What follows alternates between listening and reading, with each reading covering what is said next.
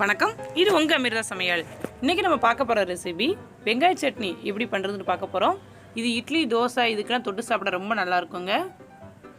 வெங்காய சட்னி எப்படி பண்ணுறதுன்னு பார்க்கலாம். வாங்க வீடியோக்குள்ளே போகலாம். ஃபஸ்ட்டு வானொலி ஹீட் ஆனதும் 2 ஸ்பூன் நல்லெண்ணெய் விட்டுருக்கேன்.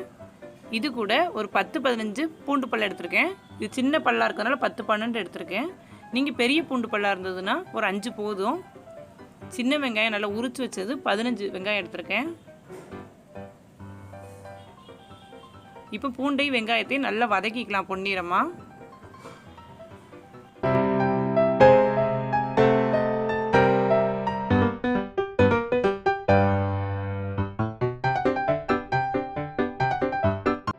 இப்போ இது கூட ஒரு சின்ன துண்டு புளி சேர்த்துக்கலாம். இப்போ திருப்பி நல்லா வதக்கணும். இது நல்லா வதங்கினதுக்கப்புறம் இது கூட மிளகாய் வத்தல் வந்து நான் 7 வத்தல் சேர்த்துருக்கேன் 15 வெங்காயத்துக்கு. நீங்கள் வெங்காயத்தோட அளவை பொறுத்து வத்தல் சேர்த்துக்கலாம். ஆனால் வத்தல் வந்து கொஞ்சம் கூட சேர்த்தா தான் நல்லாயிருக்கும். உப்பு வந்து ஒரு அரை உப்பு சேர்த்துக்கோங்க. நல்லா வதக்கிட்டு ஆற வச்சிடலாம். ஆறுனதும் மிக்ஸி ஜாரில் நல்லா நைஸாக அரைச்சி எடுத்துக்கிடுவோம்.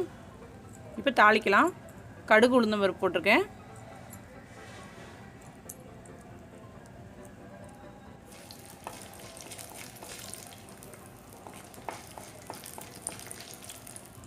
கடுகு நல்லா பொரியவும் இப்போ நம்ம கருவேப்பிலை சேர்த்துக்கலாம்.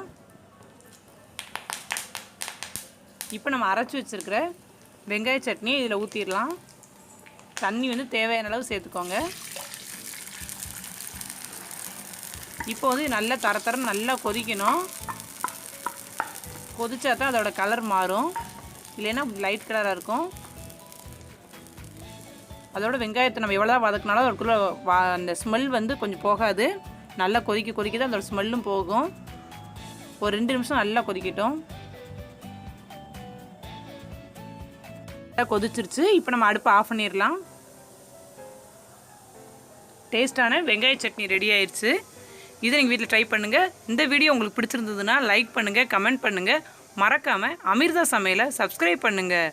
இந்த நாள் இனிய நாளாக அமையட்டும். நன்றி.